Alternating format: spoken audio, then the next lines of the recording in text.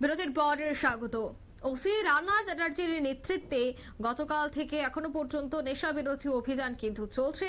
তবে জানা গেছে যে পূর্ব থানার পুলিশের নেশা বিরোধী অভিযানে ব্রাউন সুগার এবং নেশা সামগ্রী সহ 4 জনকেই গ্রেফতার করা হয়। রাজধানীর আগরতলা পূর্ব থানার বিভিন্ন এলাকা থেকে উদ্ধার করা হয়েছে।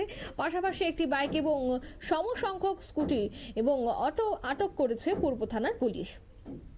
সংশ্লিষ্ট অটো চালক পালিয়ে যেতে সমর্থ হয়, তবে অটো চালককেও গ্রেফতার করা হবে খুব দ্রুত, এমনটাই জানাচ্ছেন এসডিপিও। ঠিক কি বলছেন শোনাচ্ছি। সেই ধারাবাহিকতা গতকালকেও স্পেশাল ভাবে কিছু করা হয়েছে যে বিভিন্ন জায়গাগুলিতে, বিশেষ করে আমরা স্কুল কলেজ চৌমুনিগুলি এবং মার্কেট এরিয়া এগুলির মধ্যে প্লেনফ্লোতে আমরা সেভাবে আমাদের স্টাফ সেভাবে ডিপ্লয় করেছি। করার পর যে ইনপুট আসে স্টাফে দেখা যায় যে কিছু কিছু ক্ষেত্রে অটো নিয়ে এসে ড্রাগস বিক্রি করছে, কোথাও বাইক নিয়ে কোথাও স্কুটি নিয়ে। তো সেই অনুযায়ী পূর্ব থানার ওসি রানা চ্যাটার্জি একটি প্ল্যান তৈরি করে এবং সেই ক্ষেত্রে প্লেন ক্লথ এবং ইউনিফর্ম দুটো নিয়েই রেড করা হয়। এতে দেখা যায় যে টোটাল 4 জনকে ধরা হয়েছে, যাদের কাছ থেকে প্রায় 250টি ভাইল পাওয়া গেছে ড্রাগসের, হিরোইনের, এবং একটি আপনি যেটা দেখতে পাচ্ছেন একটি বক্স পাওয়া গেছে যেটাতে টোটালি হিরোইন, এটা 9 গ্রাম হিরোইন আছে।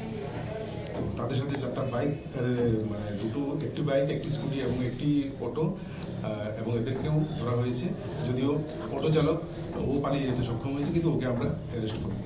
তো এদেরকে আজকে কোর্টে পাঠানো হচ্ছে পুলিশ রিমান্ডের প্রেয়ার সহ। এদেরকে পুলিশ রিমান্ডে আনার পর এদেরকে জোর জিজ্ঞাসাবাদ হবে এবং এদের সাথে যারা ইনভলভ আছে তাদেরকেও আমরা অ্যারেস্ট করব।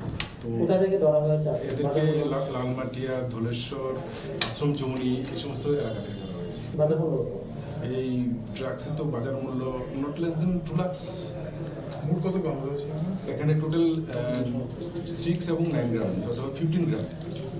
তাদের নামগুলি হচ্ছে আব্দুল হোসেন, অমিতাভ মজুমদার, মিঠু মজুমদার, আর একজন হচ্ছে পিন্টু মিয়া।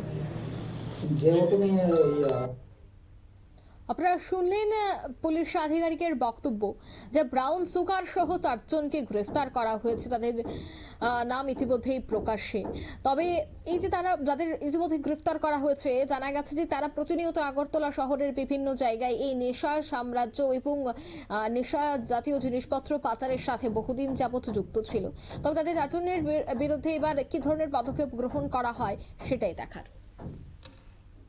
নিয়ে নিচ্ছে ছোট্ট একটি বিজ্ঞাপন বিরতি, সঙ্গে থাকুন।